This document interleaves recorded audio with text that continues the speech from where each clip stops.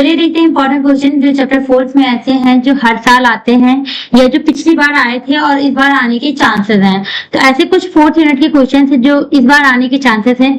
तो चलिए आज उसको देख लेते हैं। और अगर आपने यूनिट 1st, 2nd, 3rd का लेक्चर नहीं देखा है तो जाइए पहले उसका लेक्चर देखिए, तब आइए इसको देखिए। तो पहला क्वेश्चन है, right about distribution, source, identification, test of एल्कोलाइट।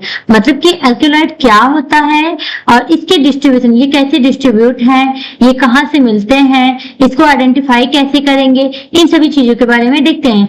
सबसे पहले आपको जानना होगा ना कि एल्कोलाइट होता क्या है, तब तो जानेंगे वो डिस्ट्रीब्यूट कैसे हुआ, उसका सोर्स क्या है, आइडेंटिफिकेशन कैसे है। चलिए देखते हैं एल्कोलाइट क्या होता है। देखो बाबू, एल्कोलाइट जैसे एक प्लांट है, पेड़, किसी पेड़ से मिलता है। एल्कोलाइट किससे मिलता है? पेड़ से मिलता है। तो एल्कोलाइड एक तरीके से प्लांट से मिलता है। अब प्लांट से दो चीजें मिलती है, या तो एक प्राइमरी मेटाबोलाइट्स, प्लांट में दो चीजें होती है, एक तो प्राइमरी मेटाबोलाइट्स होते हैं, एक सेकेंडरी मेटाबोलाइट्स होते हैं। उसमें जो एल्कोलाइड होता है वो सेकेंडरी मेटाबोलाइट्स होता है। प्राइमरी मेटाबोलाइट्स वो होते हैं बाबू जिनको मतलब कि लाइव जो मतलब होते ही होते हैं, मतलब कि जो लिविंग ऑर्गेनिज्म में लगभग सब में होते हैं और जो बहुत इंपॉर्टेंट होते हैं। इनके बिना ऑर्गेनिज्म सर्वाइव नहीं कर पाता। जैसे कि कार्बोहाइड्रेट के बिना कर सकता है, आप हर प्लांट से पा जाओगे carbohydrate, protein, lipid, nucleic acid, ये सब आप हर प्लांट से पाओगे। ये होते ही होते हैं, ये बहुत एसेंशियल होते हैं। ठीक है, ये वही कंपाउंड होते हैं जो सेल के बेसिक फंक्शन के लिए भी बहुत जरूरी होते हैं, वो होते हैं प्राइमरी मेटाबोलाइट्स। दूसरा होता है सेकेंडरी मेटाबोलाइट्स। अब सेकेंडरी मेटाबोलाइट्स जो होते हैं वही है एल्कोलाइड। अब एल्कोलाइड जो होता है वो सेकेंडरी मेटाबोलाइट्स होता है, जिसके स्ट्रक्चर में आप देखेंगे नाइट्रोजन होता है, ऑर्गेनिक कंपाउंड होते हैं, नाइट्रोजन उसके स्ट्रक्चर में होते हैं और ये प्लांट से मिलता है। अब सेकेंडरी मेटाबोलाइट्स ये होते हैं अल्कोलाइड, ग्लाइकोसाइड, टैनिन, रेजिन, जितने भी सेकेंडरी मेटाबोलाइट्स हैं आज हम चैप्टर 4 में वो सीख पढ़ेंगे। तो आपके दिमाग में तो मैम सेकेंडरी मेटाबोलाइट्स होता क्या होता है? तो जो सेकेंडरी मेटाबोलाइट्स होता है बाबू, वो ऐसा होता है कि वो हर प्लांट से नहीं मिलता, वो किसी किसी प्लांट में पाया जाता है। हर प्लांट में अल्कोलाइड नहीं मिलेगा, हर प्लांट से ग्लाइकोसाइड्स नहीं मिलता, हर प्लांट से आपको टेनिन या रेजिन नहीं मिलेगा, वो किसी किसी प्लांट से मिलता है। वो जो होता है वो कंपाउंड के डायरेक्ट ग्रोथ के लिए जरूरी नहीं होता, लेकिन उसका भी कहीं ना कहीं ऑर्गेनिज्म में मिलते हैं। उसके डायरेक्ट ग्रोथ के लिए जरूरी नहीं होता, लेकिन वो भी सरवाइव करने के लिए इनडायरेक्टली हेल्प करता है। चाहे वो अल्कोलाइड हो, चाहे वो टेनिन हो, रेजिन हो, ये सब भी इनडायरेक्टली हेल्प करता है आपकी ग्रोथ के लिए किसी भी ऑर्गेनिज्म के। जैसे कि अल्कोलाइड, एंटीबायोटिक, पिगमेंट, ये सभी प्लांट से ही मिलते हैं, लेकिन हर प्लांट से नहीं मिलते। तो ये हो गया प्राइमरी और सेकेंडरी मेटाबोलाइट्स के बारे में। अब आप ये जान लीजिए अल्कोलाइड क्या है, एक तरीके से सेकेंडरी मेटाबोलाइट्स है। एक तरीके से प्लांट से मिलने वाला, प्लांट मतलब कि पेड़ से मिलने वाला, पौधों से मिलने वाला एक ऑर्गेनिक कंपाउंड। ऑर्गेनिक कंपाउंड क्यों बोलते हैं? क्योंकि इसके स्ट्रक्चर में क्या होता है? कार्बन। आप कभी भी देखेंगे किसी भी एल्कोलाइड के स्ट्रक्चर है, जैसे मान लीजिए ये स्ट्रक्चर है, अब ये रिंग में है तो इसमें कार्बन लगे होंगे, तो इस तरीके से इसके स्ट्रक्चर में कार्बन जरूर पाए जाते हैं। तो ये ऑर्गेनिक कंपाउंड होते हैं। नाइट्रोजन कंटेनिंग, इसके स्ट्रक्चर में क्या होते हैं? नाइट्रोजन। तो आप देखेंगे कहीं ना कहीं एक जगह क्या होता होगा? नाइट्रोजन पाया जाता है। इस तरीके से नाइट्रोजन जरूर होते हैं, या फिर ऐसे रहेंगे या फिर इस तरीके से रहेगा, पर नाइट्रोजन रहेगा जरूर। ठीक, कहते हैं कि एल्कोलाइड जो होता है वो नाइट्रोजन कंपाउंड होता है, इसके स्ट्रक्चर में नाइट्रोजन होता है और प्लस ऑर्गेनिक कंपाउंड होता है, कार्बन से बने हुए स्ट्रक्चर होते हैं। ये किस नेचर का होता है? तो बेसिक नेचर का होता है। किस नेचर का होता है? ये बेसिक नेचर का होता है। एल्कलाइन मतलब बेस, एसिड नहीं होता, ये बेस होता है, क्योंकि इसमें क्या पाया जाता है? नाइट्रोजन। जिस भी कंपाउंड में नाइट्रोजन होगा तो नाइट्रोजन ऑलरेडी बेसिक नेचर का होता है, इसलिए अल्कोलाइड बेसिक नेचर होता है।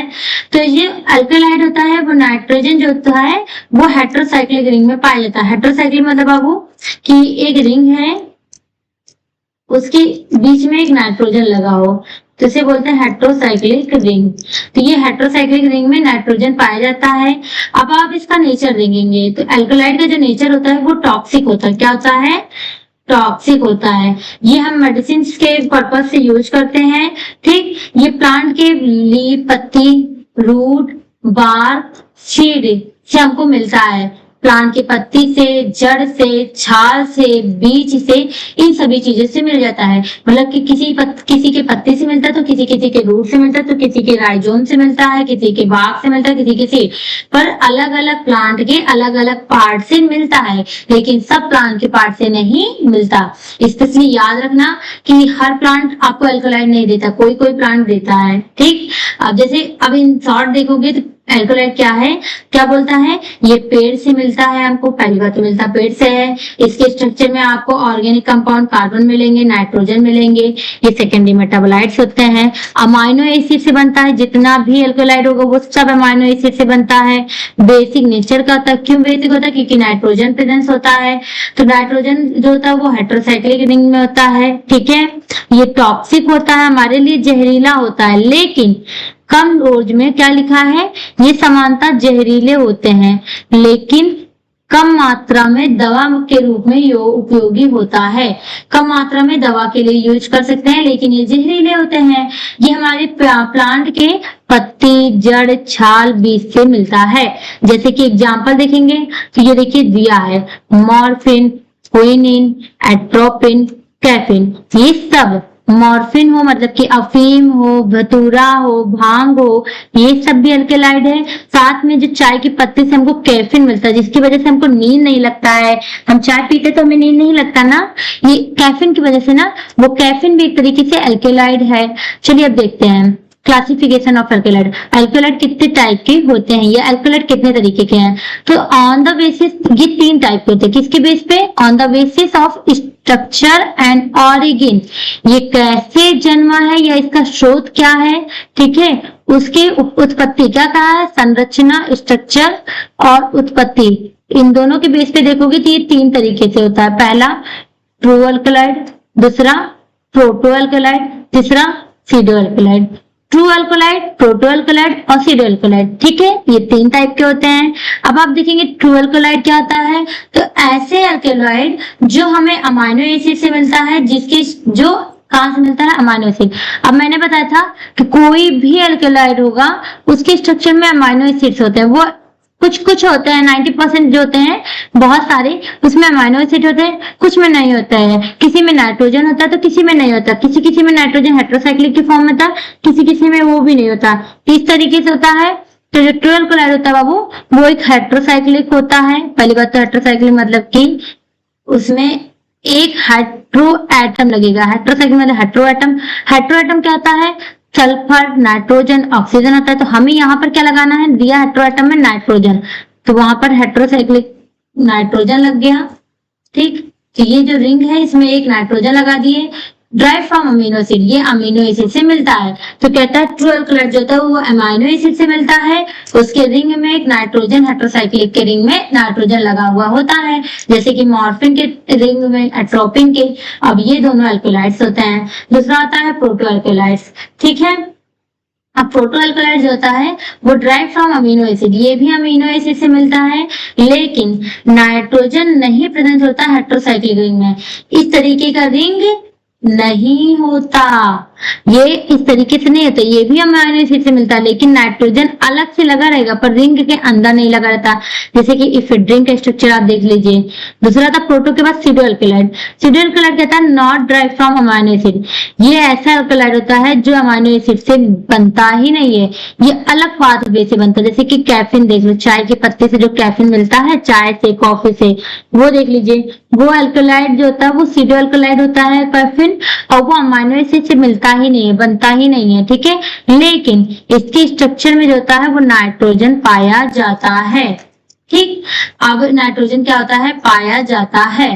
ठीक, अब आता है, अगर आपसे कोई पूछे कि अगर आप स्ट्रक्चर, मान लीजिए एक स्ट्रक्चर बना है, उसके रिंग में नाइट्रोजन है तो ट्रू है, नाइट्रोजन नहीं है तो प्रोटो है, और अगर नाइट्रोजन है और अमीनो एसिड नहीं दिख रहा है, ठीक, तो सीडो है। ठीक, इस तरीके से होता है। पहले देखो, मान लीजिए कोई ऐसे, मान लीजिए बाबू ये एक तरीके का रिंग है। अब मैं आपसे बोल दूं कि ये बताओ प्रोटो एल्कोलाइड है या सीडो एल्कोलाइड है या ट्रू एल्कोलाइड है। सबसे पहले आप जानते हैं प्रोटो एल्कोलाइड में नाइट्रोजन किसी भी हेटेरोसाइक्लिक रिंग में नहीं होता, तो इसका मतलब कि ये जो हेटेरोसाइक्लिक रिंग है ये नाइट्रोजन नहीं है, इसका मतलब प्रोटो नहीं है, प्रोटो नहीं है, ये तो कैंसिल कंफर्म। अब बचता ट्रू और सीडो। ट्रू बोलता है कि ये अमाइनो एसिड है और नाइट्रोजन हेटेरोसाइक्लिक रिंग में होता है। यही सूडो बोलता है नाइट्रोजन होता है, बस अमाइनो एसिड नहीं होता। पहले आप इसके स्ट्रक्चर को देखेंगे, अगर ये अमाइनो एसिड है तो ये ट्रू अल्कोलाइड है, अगर ये अमाइनो एसिड नहीं है, अमाइनो एसिड के स्ट्रक्चर नहीं है, तो ये सीडो अल्कोलाइड है। इस तरीके से आप पहचानेंगे। तीन तरीके का होता है, देखिए अल्कोलाइड जो होता है तीन होता है, एक प्रोटो ट्रू, एक प्रोटो, एक सीडो। ठीक, जो ट्रू होता है वो अमाइनो एसिड से होता है, जो प्रोटो होता है अमाइनो एसिड से होता है, लेकिन जो सीडो होता है वो अमाइनो एसिड नहीं होता, नॉट अमाइनो एसिड। वही जो ट्रू अल्कोलाइड होता है वो नाइट्रोजन रखता है, सीडो अल्कोलाइड नाइट्रोजन नहीं रखता, प्रोटो भी सीडो भी नाइट्रोजन रखता है, प्रोटो नाइट्रोजन नहीं रखता है। ठीक है, वही ट्रू अल्कोलाइड के एग्जांपल है morphine, atropine, quinine, nicotine. Structure भी आप देखिए कि इसके स्ट्रक्चर में क्या है, नाइट्रोजन होता है। और हेटेरोसाइक्लिक फॉर्म में देखो नाइट्रोजन है, हेटेरोसाइक्लिक फॉर्म में नाइट्रोजन है, हेटेरोसाइक्लिक फॉर्म में, तो यही बोलता है नाइट्रोजन होता है बाबू और हेटेरोसाइक्लिक फॉर्म में होता है। वहीं आप प्रोटो को देखेंगे तो नाइट्रोजन तो पाया जाता है, नाइट्रोजन हो ना हो इतना एसेंशियल नहीं है, नाइट्रोजन किसी रिंग में होना जरूरी नहीं है, जैसे मैथकैपिंग का देख लीजिए।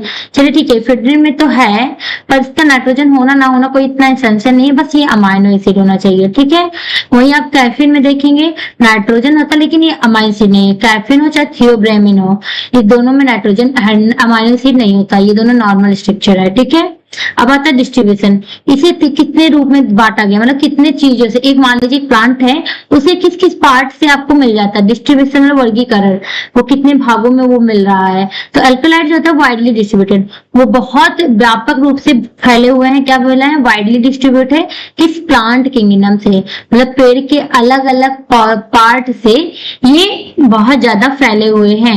मतलब कि अल्कलॉइड बहुत सी चीजों से मिलता है, सिर्फ पत्ती से ही नहीं मिलता होगा, जड़ से भी मिलता है, राइजोम से भी मिलता होगा। ठीक, कहता है अल्कलॉइड जो है वो बहुत ज्यादा फैला हुआ है प्लांट किंगडम, मतलब पौधों से में, क्या कहता है, पौधों में व्यापक रूप से पाए जाते हैं। वो कहाँ होते हैं, वो एंजियोस्पर्म होते हैं। अब एंजियोस्पर्म का मतलब ही क्या होता है कि ऐसे चीज जो फ्लावरिंग फूल में पाए जाते हैं, फूल वाले पौधों में पाए जाते हैं, उसे बोलते हैं एंजियोस्पर्म। क्या फूल वाले पौधे में पाया जाता है तो उसको बोलते हैं एंजियोस्पर्म। तो इसका नेचर क्या होगा, ये एंजियोस्पर्म में पाया जाता है। ये डिफरेंट डिफरेंट पार्ट में पाया जाता है। कहाँ कहाँ पाया जाता है, पत्ती में पाया जाता है, जड़ में पाया जाता है, छाल में पाया जाता है, बीज में पाया जाता है, हर जगह पाया जाता है। अब ये क्या होता है, डिस्ट्रीब्यूट है, रियरली फाउंड इन एनिमल, कहीं कहीं बहुत कम मात्रा में, कहता है बहुत कम मात्रा में, रियरली मतलब कम मात्रा में, जानवरों में भी होता है और माइक्रो ऑर्गेनिज्म जो सूक्ष्म जीव होते हैं उनमें भी पाया जाता है। अब ये प्लांट की किस किस पार्ट से मिलता है, तो जैसे रूअल्फिया एक एल्कोलाइड है, वो हमारे रूट से मिल जाता है। ठीक है, रूट से मिल जाता है, जड़ से। तंबाकू एक एल्कोलाइड है जो हमें उसकी पत्ती से मिलता है। चिनकोना एक जड़ छाल से मिलता है, बाग से मिलता है। नसभूमिका भी एक एल्कोलाइड है जो कि उसी बीज से मिलता है, एल्कोलाइड पेड़ के बीज से मिलता है।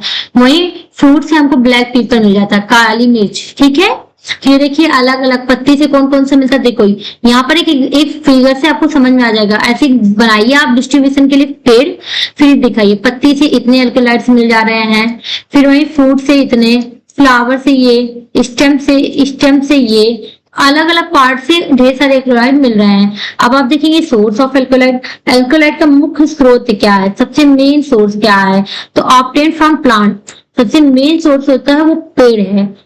ठीक है, बहुत से अल्कोलाइड्स हैं लेकिन सबसे ज्यादा अल्कोलाइड मिलता कहाँ से, तो वो मिलता है पेड़ से। अल्कोलाइड मुख्य रूप से हमको पौधों से मिलता है। ठीक है, कुछ एनिमल में है, कुछ माइक्रो ऑर्गेनिज्म में है, लेकिन जब मेनली देखोगे बाबू तो मेन तरीके से वो हमको मिलता है प्लांट से। कौन कौन से प्लांट से, तो मॉर्फिन से। मॉर्फिन मतलब कि ओपियम, ओपियम से हमें जो एल्कोलाइड मिलता है वो होता है मॉर्फिन। मॉर्फिन एक तरीके का एल्कोलाइड है, वो हमें ओपियम से मिलता है। ओपियम मतलब क्या होता है, अफीम। अफीम एक तरीके से नशा करने वाली चीज होती है ना, वो उसको लेने से आपको मॉर्फिन एल्कोलाइड मिलता है। अब वो हमारे लिए टॉक्सिक है कि नहीं, अब आप समझेंगे कैसे। फिर हमने बताया कि चिनकोना बार, चिनकोना एक तरीके से गांजा, कैनाबिस, भांग, हेम्प, नारकोटिक, इसी तरीके से ये भी ओपियम होता है, टोबैको भी होता है। ठीक है, तंबाकू। ठीक, ये भी हमारे लिए टॉक्सिक है। चिनकोनाबाक हमको क्विनिन अल्कोलाइड देता है, बेलाडोना हमको एट्रोपिन अल्कोलाइड देता है। तो ठीक है, अब चलिए देखते हैं एग्जांपल एक उठाते हैं मॉर्फिन का। ओपियम, ओपियम मतलब अफीम, या टोबाको मतलब तंबाकू। अब देखिए हमने क्या बोला था कि जो अल्कोलाइड होता है वो बहुत टॉक्सिक होता है, जहरीला होता है। तो ओपियम मतलब कि अफीम हो चाहे तंबाकू, ये हमारे लिए जहरीले नहीं है लेकिन कम मात्रा में ये मेडिसिन के पर्पज से यूज होता है। अब देखिए कम मात्रा में ये दर्द को दूर करने के लिए या आपको नींद न लाने के लिए दिया जाता है कैफीन को, ठीक है, लेकिन ज्यादा अमाउंट में हमारे लिए हानिकारक होता है। तो वही था, कहता है कि जो सोर्स होता है वो क्या है, एक तो अफीम है, दूसरा चिनकोनाबाक से हमको क्विनिन अल्कोलाइड मिलता है, बेलाडोना से एट्रोपिन, टोबाको, तंबाकू से हमको निकोटीन मिल जाता है, निकोटीन मिलता है, ठीक है। अब आता है देखो डिस्ट्रीब्यूशन समझ में आ गया कि पेड़ के किसी पार्ट से हमको मिलता है कौन सा अल्कोलाइड, दूसरा सोर्स कौन सा अल्कोलाइड जो होता है वो सबसे ज्यादा अल्कोलाइड मिलता कहाँ से, तो प्लांट से मिलता है और डिफरेंट डिफरेंट प्लांट के नाम हो गए। अब अगला आता है आइडेंटिफिकेशन टेस्ट, मतलब कि किसी भी अल्कोलाइड को हम पहचाने की कैसे। मान लो हमने तुमको किसी एक पाउडर को दे दिया, अब ये पाउडर हम देखकर तुम कहते हो, हम कहते हैं पता लगाओ ये कौन सा अल्कोलाइड है, तो आप कैसे पता लगाओगे कि ये अल्कोलाइड है भी कि नहीं, या ये अल्कोलाइड है या ग्लाइकोसाइड या टेनिन या रेजिन क्या है। मैं बोल दूं कि लो इसको पता लगाओ। जब आपको पता है कि हमको ये सैंपल पता लगाना, हमको क्या ये पता लगाना है कि ये है होता क्या है, तो जब आपको ये पता लगाना रहता है कि ये है क्या, तो इसके लिए हम जो करते हैं वो होता है different different chemical test. Identify करने के लिए हम क्या करते हैं, केमिकल टेस्ट। इसमें हम अल्कोलाइड को पहचानने की कोशिश करते हैं। जैसे कि पहला हो गया ड्रैगन ड्रॉप टेस्ट। क्या हो गया, ड्रैगन ड्रॉप टेस्ट, ठीक है। तो आइए चलिए देखते हैं। कहता है ये जो टेस्ट होता है आइडेंटिफिकेशन, इसमें जो होता है प्रेसिपिटेट बनता है जो कि अल्कोलाइड की प्रेजेंस को दिखाता है। तो पहला टेस्ट हो गया ड्रैगन ड्रॉप। चलिए देखते हैं, इसमें हम अल्कोलाइड को स्टेक कर लेते हैं। पहले हम लेंगे अल्कोलाइड को, वो अलग कर लेंगे। उसकी सैंपल को ले लिए, मान लो हमने सैंपल दे दिया तो ठीक है ये ले लेंगे। अगर हमने सैंपल नहीं दिया, आपने कोई पेड़ से बोल दिया कि इस पेड़ से बताइए कि इसमें अल्कोलाइड है कि नहीं, अब उसके सैंपल को अलग करेंगे। मान लो पत्ती को अलग कर लिए, या फ्लावर को, स्टेम को, या रूट को, जहां से भी मिल रहा था बार्क को, उसको अलग कर लिए। उसके सैंपल को अलग करने के बाद उसमें से आप उस सैंपल को लेने के बाद, स्टक करने के बाद, जो मेन केमिकल हो वो हो, उसको लेने के बाद हम उसमें कुछ ड्रॉप ड्रैगन ड्रॉप को डालते हैं। मतलब कि अल्कोलाइड स्टक करने के बाद उस सैंपल को लिया, उस सैंपल को लेने के बाद हमने उसमें ड्रैगन ड्रॉप के रिएजेंट को डाला। जब हम ड्रैगन ड्रॉप रिएजेंट डालेंगे उसको मिलाएंगे, क्या करेंगे, मिक्स जेंटली, अच्छे से मिलाएंगे, अच्छी तरह से मिलाएं, हिलाएं। मिलाने के बाद से अगर वो ऑरेंज कलर बनता है या रेडिश ब्राउन कलर, तो इसका मतलब कि क्या है, अल्कोलाइड है। तो प्रेजेंस ऑफ अल्कोलाइड क्या होता है, कंफर्म होता है। क्या कहता है, अल्कोलाइड है, तो आप अल्कोलाइड को स्टेक कीजिए।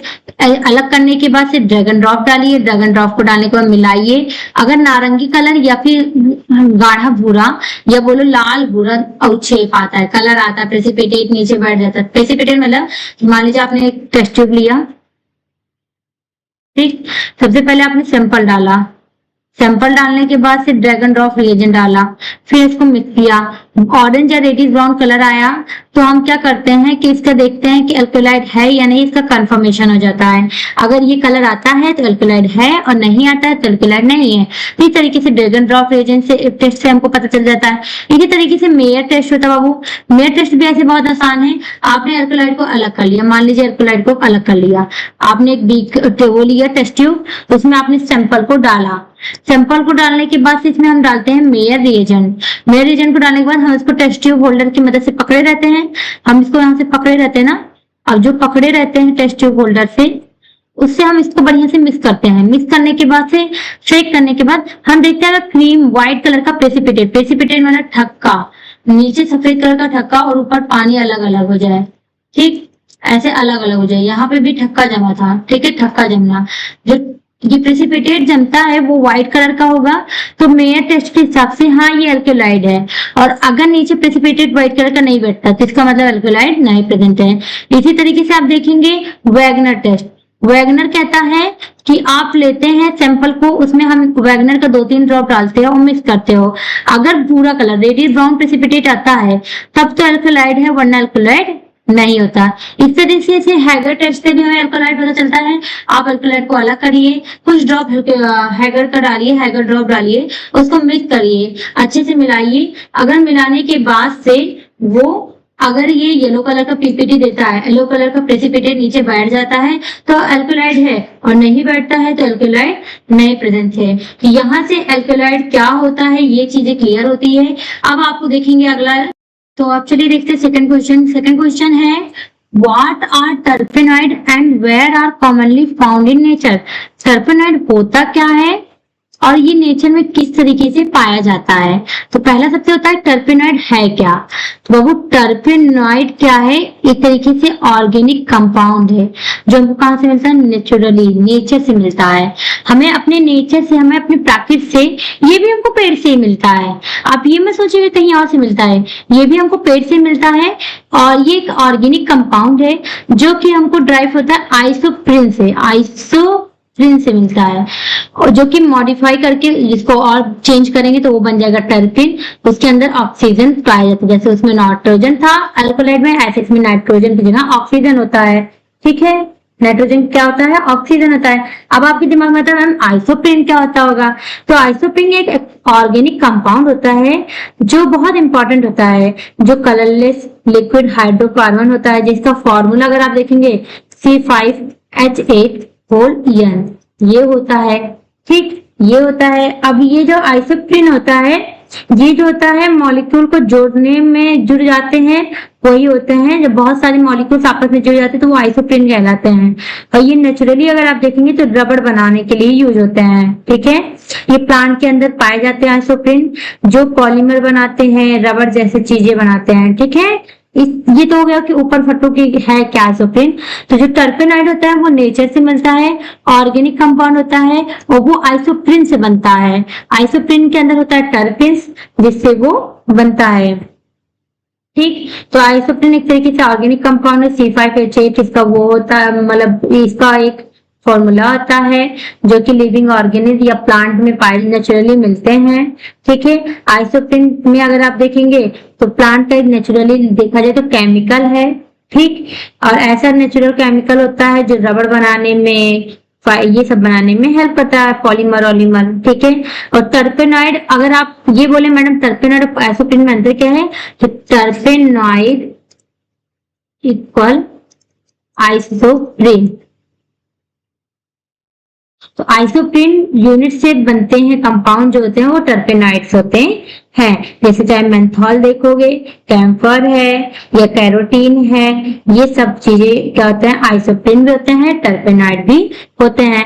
चलो ये चीजें तो क्लियर हो गया कि टर्पेनॉइड एक नेचुरली नेचर से मिलने वाले एक ऑर्गेनिक कंपाउंड है। ऑर्गेनिक क्या, जिसके स्ट्रक्चर में क्या होता है, कार्बन।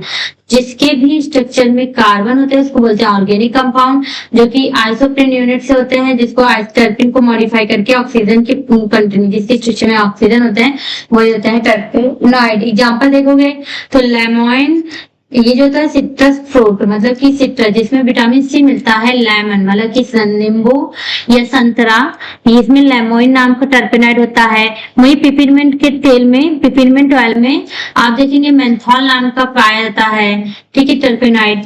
वही आप देखेंगे कैम्फर के, कैम्फर मतलब कि कपूर के पेड़ में आपको कैम्फर वाला टर्पेनॉइड मिल जाता है। उसी तरीके से कैरेट, गाजर के उसमें नेचुरल पिगमेंट होता है जिसमें बीटा कैरोटीन मिलता है, गाजर से आपको कैरोटीन नाम की टर्पेनॉइड मिलती है।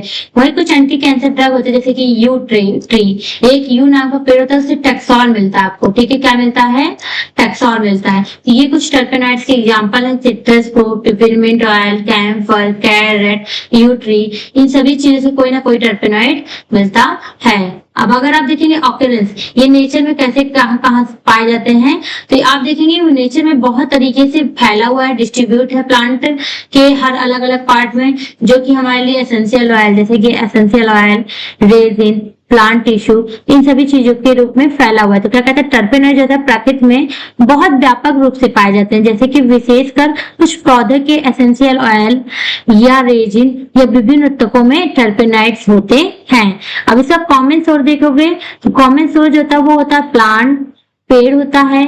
फिर होता है एसेंशियल ऑयल और रेजिन। कुछ प्लांट से मिल जाता है, जैसे कि कुछ प्लांट के पत्ती से मिलता है, किसी किसी के फूल से मिलता है, किसी के फ्रूट से मिलता है, किसी के जड़ से मिलता है, छाल से मिलता है। तो पत्ती, फूल, फल या छाल, इन सभी चीजों से आपको टर्पेनॉइड मिल जाता है। किसी किसी एसेंशियल ऑयल होते हैं, जैसे कि यूकेलिप्टस के ऑयल से, तेल से, पिपरमिंट के तेल से, नींबू के जो रस से, ठीक है। क्या होता है, यूकेलिप्टस, पुदीना या नींबू के तेल में पाए जाते हैं क्या, टर्पेनॉइड। और कुछ रेजिन, कुछ गम से भी मिल जाते हैं आपको टर्पेनॉइड, ठीक है। कुछ रेजिन और गम जो प्लांट्स में पाए जाते हैं उनसे भी मिल जाता है। कुछ एनिमल, कुछ जानवर से, कुछ माइक्रो ऑर्गेनिज्म, सूक्ष्म जीव से भी आपको मिल जाता है टर्पेनॉइड। तो आपको समझ में आ गया। अब आपसे कोई पूछता है टर्पेनॉइड क्या होता है, तो आप बोल सकते हैं ये ऑर्गेनिक कंपाउंड है मैडम, जिसके स्ट्रक्चर कार्बन से बनते हैं, इसलिए ऑर्गेनिक कंपाउंड है। ये हमारे नेचुरल होते हैं, क्योंकि नेचर में पाए जाते हैं। नेचर के प्लांट, एनिमल, माइक्रोब से, इन्हीं सभी चीजों से मिलता है। ये रेजिन, गम, ये सब प्लांट नेचुरली होता है, वहां से मिलता है। इसमें देखेंगे तो ये आइसोप्रिन से मिलता है। आइसोप्रिन को मॉडिफाई करके टर्पिन्स बनते हैं, उसी टर्पिन से आपको मिलता है। इसके स्ट्रक्चर में आपको ऑक्सीजन मिलता है, तो इसमें ऑक्सीजन पाया जाता है। आप एग्जांपल देखेंगे तो नींबू, संतरा, पिपरमिंट का तेल, तो कपूर का पेड़, गाजर है, यू ट्री है जो कैंसर की दवा के लिए यूज होता है, ये सब एक तरीके से टर्पेनॉइड है। और अगर आप देखेंगे ये कहाँ पाया जाता है, अपकरेंस इसके क्या पूछा है, कॉमनली फाउंड, तो कहाँ पाया जाता है, ये नेचर में कहाँ कहाँ पाया जाता है, तो हमको मिल जाता है एसेंशियल ऑयल के रूप में, रेजिन के रूप में, एनिमल से मिल जाता है, माइक्रो ऑर्गेनिज्म से मिल जाता है और प्लांट से मिल जाता है, ठीक है। अब अगला क्वेश्चन आपका है जो बहुत इंपॉर्टेंट है, ये पूछा गया है third question, explain glycoside. Glycoside क्या होता है, उसकी क्लासिफिकेशन और उसको पहचानने के लिए कौन कौन सा आइडेंटिफिकेशन टेस्ट करते हैं। अब ये सबसे पहले जानने से पहले ये जान लीजिए, ग्लाइकोसाइड भी बाबू एक तरीके से सेकेंडरी मेटाबोलाइट्स होता है। ग्लाइकोसाइड क्या होता है, सेकेंडरी मेटाबोलाइट्स। अब आपको याद हो तो सेकेंडरी मेटाबोलाइट्स वो होते हैं जो हर पेड़ में नहीं होते हैं, किसी किसी पेड़ से पाए जाते हैं। सेकेंडरी मेटाबोलाइट्स ही अल्कोलाइड, ग्लाइकोसाइड, टेनिन सब होते हैं, एंटीबायोटिक सब कुछ। तो हमने बोला कि ग्लाइकोसाइड जो होता है सेकेंडरी मेटाबोलाइट्स होता है, ठीक है, जो हमको डायरेक्टली प्लांट से नहीं मिलता, जो हमको एसेंशियल होता है लेकिन बहुत एसेंशियल नहीं होता है, ठीक है, हर किसी पेड़ से नहीं, किसी किसी पेड़ से मिलता है। उसकी क्लासिफिकेशन और उसके आइडेंटिफिकेशन टेस्ट को हमको जानना है। सबसे पहले जानते हैं ग्लाइकोसाइड्स होता क्या है। क्या होता है ग्लाइकोसाइड, तो ग्लाइकोसाइड क्या होता है, देखिए ग्लाइकोसाइड जो होता है नेचुरल कंपाउंड है, नेचर से मिलने वाला कंपाउंड, मतलब हमारे प्रकृति से मिलने वाला। नेचर में कहाँ पाया जाता है, प्लांट में पाया जाता है। ये दो तरीके से होता है ग्लाइकोसाइड, दो चीजों से बना है, एक तो शुगर पार्ट होता है, एक शुगर मतलब कि ग्लूकोज का पार्ट, ग्लाइकोन का पार्ट होता है, और दूसरा क्या होता है, नॉन शुगर, ठीक है। नॉन शुगर मतलब कि जिसमें चीनी तो नहीं होता लेकिन बहुत एक्टिव होता है, इसकी वजह से आपको इफेक्ट देता है। मतलब कि ये ऐसे होते हैं ग्लाइकोसाइड, इसमें दो चीजें होती हैं। एक तरीके से आप देखेंगे तो ग्लाइकोसाइड जो होता है वो दो चीजें होती हैं, एक तो शुगर होता है, चीनी जो होता है वो आपको कोई एक्टिविटी काम अच्छा नहीं करता, खाली मिठास के लिए होता है। दूसरा होता है नॉन शुगर जो कि बहुत एक्टिव होता है, जिसकी वजह से आपको बीमारी ठीक होता है, ठीक है, जिसकी वजह से फार्माकोलॉजिकल एक्शन देता है, ठीक है, ये सब होता है। तो ग्लाइकोसाइड जो होता है वो शुगर प्लस नॉन शुगर से मिलकर बनता है। अगर कोई पूछे तो ग्लाइकोसाइड क्या है, नेचुरल कंपाउंड है, सेकेंडरी मेटाबोलाइट से, प्लांट से मिलता है। लेकिन जो भी प्लांट होता है उसमें जो भी ग्लाइकोसाइड होता है वो दो चीज होता है, उसके अंदर आप देखेंगे तो एक शुगर होता है, एक नॉन शुगर होता है। शुगर को हम ग्लाइकोन बोलते हैं, वही नॉन शुगर को हम ए ग्लाइकोन बोलते हैं। तो जो शुगर होता है वो ग्लाइकोन होता है, उसके अंदर शुगर पाए जाते हैं, वो कोई फार्माकोलॉजिकल एक्टिविटी नहीं देता। लेकिन जो नॉन शुगर होता है वो फार्माकोलॉजिकल एक्टिविटी देता है, मतलब कि वो जो होता है फार्माकोलॉजिकल एक्टिविटी का मतलब है कि बीमारी को दूर करने में या मेडिसिनल पर्पस को शो करने में। जैसे हमने कहा कि ये कहीं ना कहीं मेडिसिनल पर्पस इसका होता है, मेडिसिनल पर्पस को सही करने में, थेरेप्यूटिकल एक्शन देने के लिए नॉन शुगर पार्ट ही इंपॉर्टेंट होता है। तो इसकी स्ट्रक्चर देखेंगे तो इसके स्ट्रक्चर में ग्लाइकोन, ए ग्लाइकोन दोनों होता है। ग्लाइकोन मतलब शुगर पार्ट, ए ग्लाइकोन मतलब नॉन शुगर पार्ट। ये क्या होता है, सॉल्युबिलिटी के लिए, घुलने के लिए बढ़ाता है। ये क्या करता है, सॉल्युबिलिटी को बढ़ाता है। वही जो नॉन शुगर पार्ट होता है वो मेडिसिनल इफेक्ट देता है। मैंने कहा ना फार्माकोलॉजिकल इफेक्ट देता है, मेडिसिनल देखा है, मतलब कि बीमारी को दूर करने के लिए एक ग्लाइकोन पार्ट का होना बहुत ज्यादा एसेंशियल होता है। अब आता है हाइड्रोलिसिस। ये जो ग्लाइकोसाइड होता है ये अगर हाइड्रोलाइज होता है मतलब कि टूटता है, हाइड्रोलिसिस मतलब ब्रेक डाउन होता है। जब ये लाइसिस मतलब ब्रेक डाउन, हाइड्रोजन मतलब हाइड्रोजन का टूटना, जब ग्लाइकोसाइड्स को हम ब्रेक डाउन करते हैं, ग्लाइकोसाइड है इसको हम तोड़ेंगे तो ये जब टूटता है बाबू तो ये हाइड्रोलिसिस होने के बाद से, हाइड्रोलाइज होने के बाद एक शुगर एक नॉन शुगर, एक शुगर प्लस एक नॉन शुगर पार्ट बनाता है। ठीक, अब कहता है इसकी क्लासिफिकेशन। तो अगर आप देखेंगे बेस्ड ऑन नेचर मतलब कि क्लासिफिकेशन ऑफ ग्लाइकोसाइड, उसके नेचर के हिसाब से देखेंगे कि जो भी प्लांट के पार्ट से मिलता है उसका क्या नेचर है। तो अगर नेचर ऑफ ए ग्लाइकोन मतलब कि नॉन शुगर नेचर को देखेंगे, नॉन शुगर मतलब कि ऐसे एजेंट जिससे फार्माकोलॉजिकल इफेक्ट देता है, तो वो ऐसे होता है कि फार्माकोलॉजिकल इफेक्ट मतलब किसी न किसी डिजीज में यूज हो रहा है।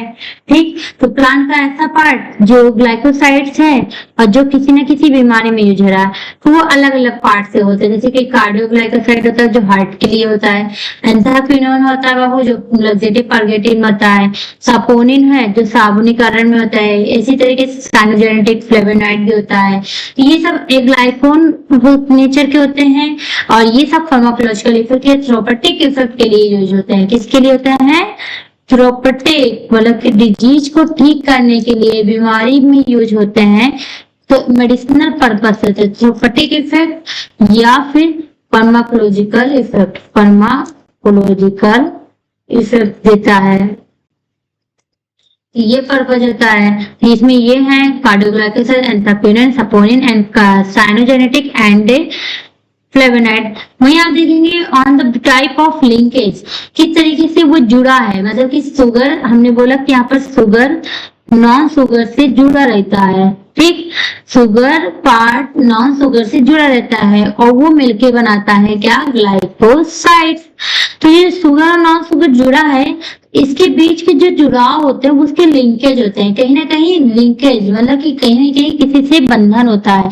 अगर एक हाथ को दूसरे हाथ से पकड़ोगे तो कहीं ना कहीं एक हाथ को बांधा है ना आपस में, तो जो बंधन होता है बाबू, ये जो जुड़ाव होता है ये किसका लिंकेज है, किसका जुड़ाव है? कभी कभी ऑक्सीजन का होता है तो कभी कभी इसमें नाइट्रोजन का होता है, तो कभी कभी यही जुड़ाव होता है वो कार्बन का होता है, और कभी कभी यही जो लिंकेज होता है ये सल्फर का होता है। तो इस लिंकेज के बेस पे आप देखते हैं बेस्ड ऑन लिंकेज। फिर अगला होता है based on number of sugar unit. किसी भी ग्लाइकोसाइड में कितना शुगर है। अच्छा, नॉन शुगर तो आप जानिए कि फार्माकोलॉजिकल इफेक्ट के लिए होता है।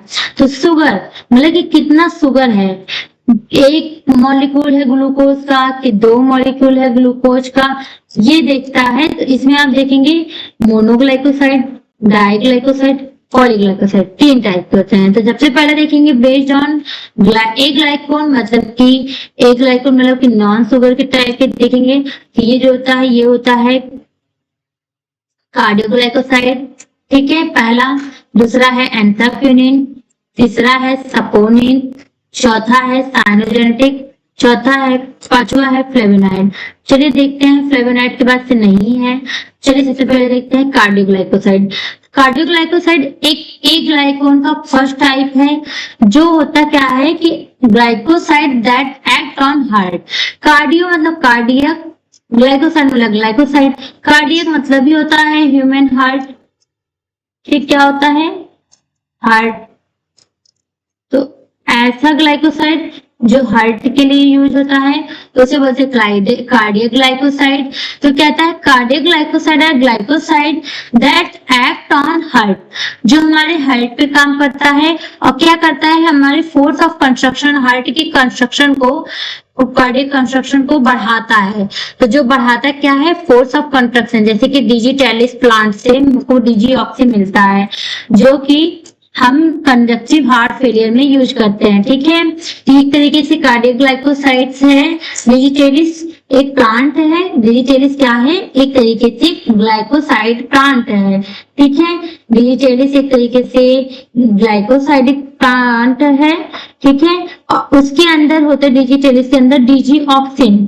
और ये डिजीऑक्सिन जो होते हैं कार्डियोग्लाइकोसाइड्स होते हैं, जो कि हमारे हार्ट रेट को फोर्स ऑफ कंस्ट्रक्शन को बढ़ाता है। ठीक है, तो हम इसको देखते हैं कि हमको इसका यूज कहाँ करते हैं, तो कंजेस्टिव हार्ट फेलियर में देते हैं। किसमें देते हैं? कंजेस्टिव हार्ट फेलियर में देते हैं। ठीक, ये हो गया। अब अगला आता है एंथ्राक्विनोन ग्लाइकोसाइड।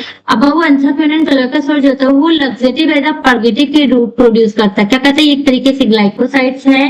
बोलते हैं एंथ्राक्विनोन ग्लाइकोसाइड एक तरीके से ग्लाइकोसाइड है जो आंत की गति को बढ़ाकर जुलाब मतलब कि लैक्सेटिव पर्गेटिव के रूप में देते हैं। ठीक है, तो जैसे क्या होता है कि जब आप काफी लंबे समय से फ्रेश नहीं होने पाते हो और आपको जो फ्रेश होने जाते हो तो स्टूल जो होता है वो बहुत टाइट निकलता है, तो उस टाइम पे हम दवा के रूप में जो देते हैं वो होता है लैक्सेटिव।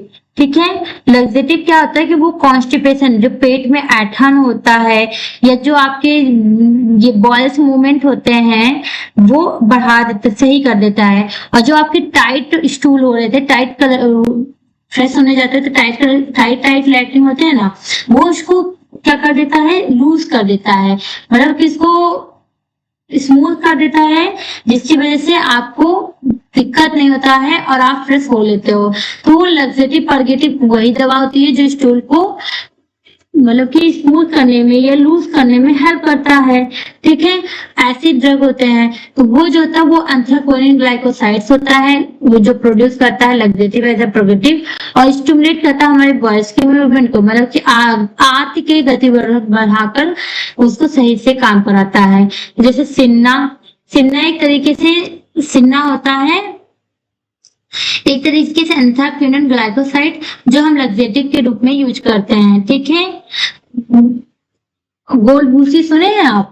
गोल भूसी जो होता है वो भी हम देते हैं लैक्सेटिव के रूप में, उसी को बोलते हैं सिन्ना। ठीक है, वो हम देते हैं कि आपको अगर आप काफी लंबे समय से आप लूज मोशन में आपको फ्रेश नहीं हो पा रहे हैं तो आपको सिन्ना दे दिया जाता है, ताकि आप जाकर स्टूल जो होता है वो मुलायम कर देता है और आपको आराम से फ्रेश हो लेते हैं। इस तरीके से सिन्ना भी एक तरीके का प्लांट है जो लैक्सेटिव के रूप में यूज होता है।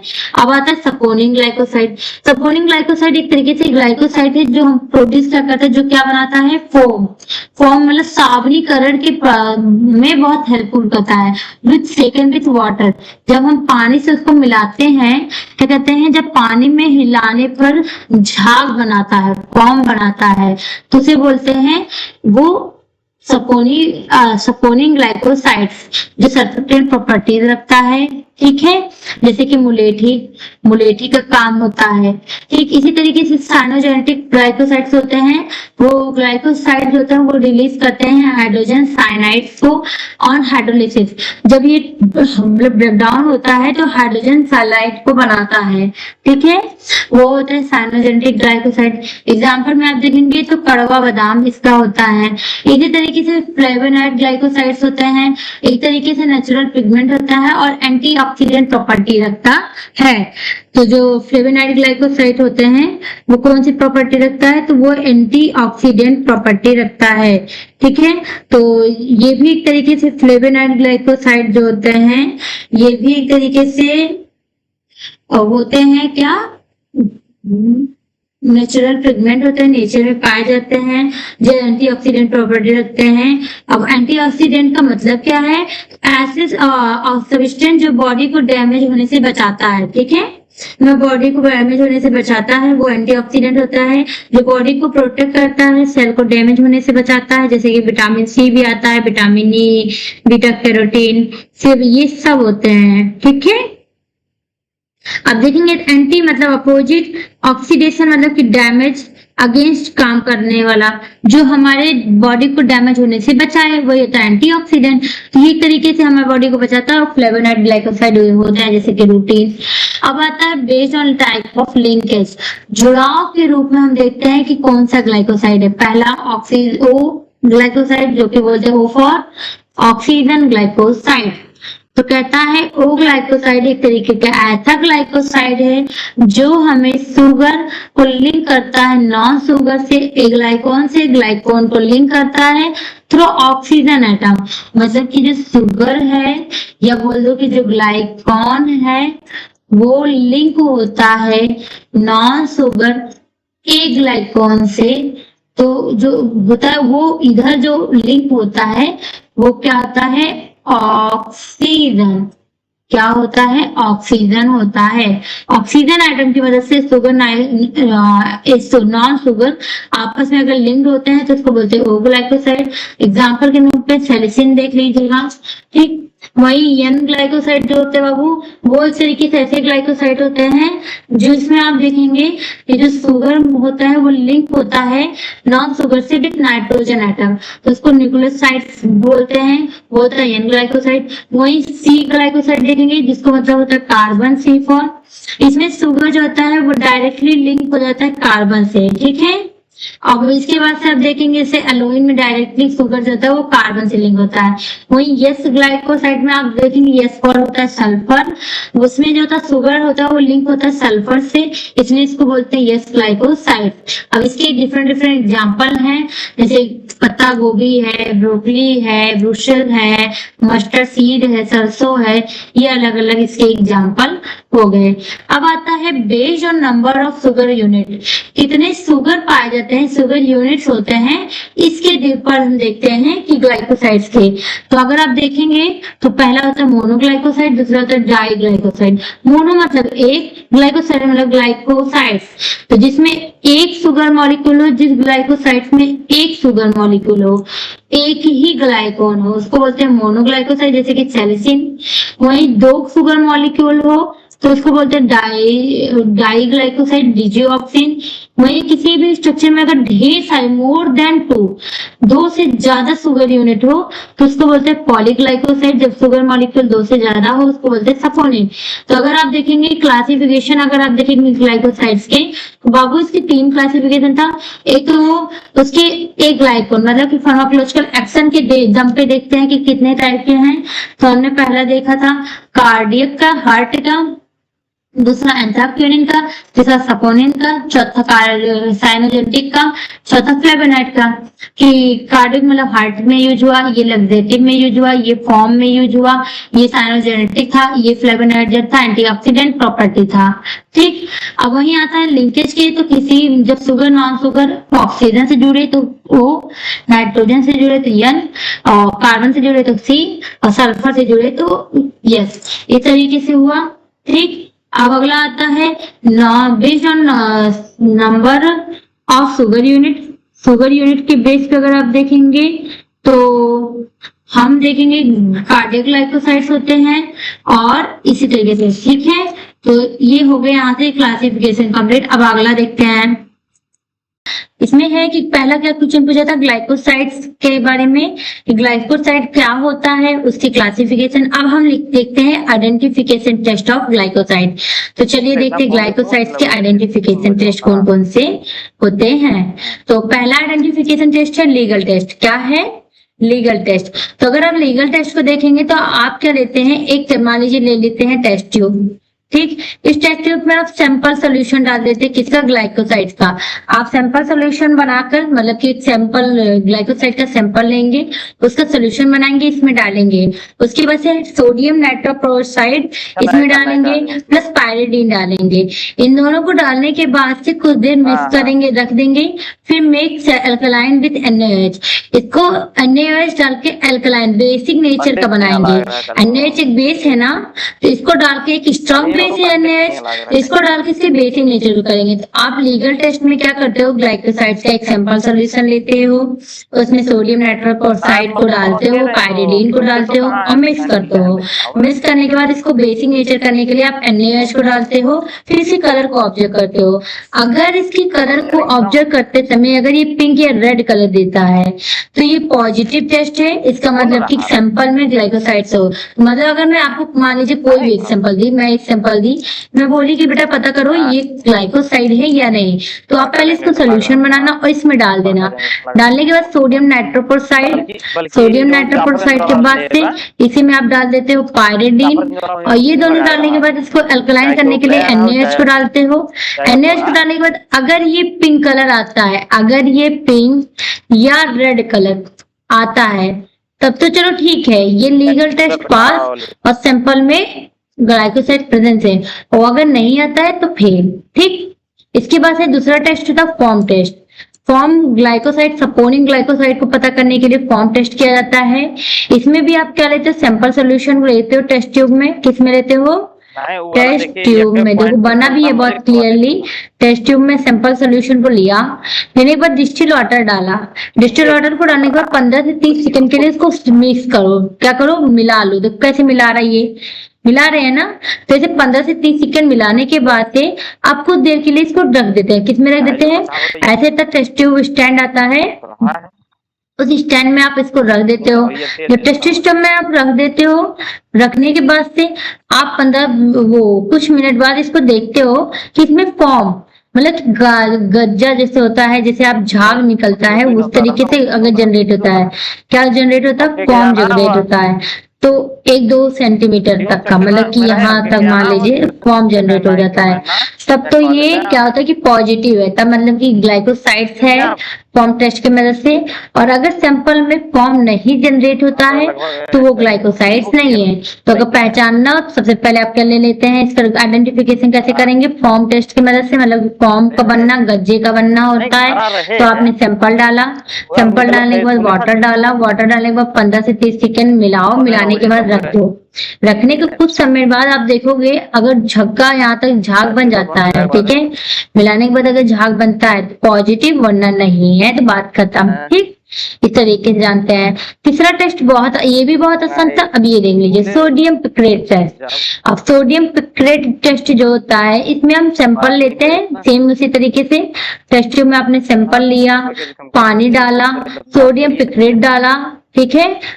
देखो क्या लिखा है, टेस्ट ट्यूब के मुंह पर सोडियम पिक्रेट पेपर रखे, मतलब कि यहाँ पर फेस इस पे सोडियम पिक्रेट का पेपर रख देते हैं और उसको वार्म कुछ देर के लिए हल्का गर्म होने देते हैं। जब हल्का गर्म होता है, सैंपल डालने के बाद, वाटर डालने के बाद से उसको सोडियम पिक्रेट के सैंपल को, सोडियम पिक्रेट के पेपर को उससे ऊपर लगा देते हैं, और लगाने के बाद से हल्का गर्म करते हैं।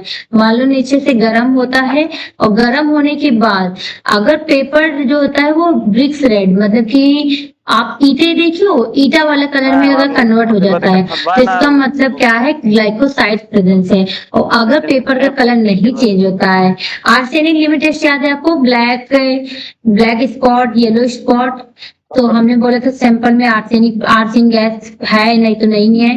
सेम उसी तरीके से है कि अगर आप सैंपल में ग्लाइकोसाइड्स होगा तो ये लाल कलर का जो पेपर होता है सोडियम पिक्रेट का, वो लाल ईटे के कलर में आ जाता है। अगर आ जाता है तो सोडियम ग्लाइकोसाइड प्रेजेंस है, और अगर नहीं आता है तो सोडियम ग्लाइकोसाइड नहीं प्रेजेंस है। ठीक है, अब अगला देखते हैं, defined volatile oil. Volatile oil क्या होता है, वो कहाँ ऑकरेंस होता है, कहाँ पाया जाता है, इसकी डिस्ट्रीब्यूशन कैसे है और आइसोलेशन कैसे है।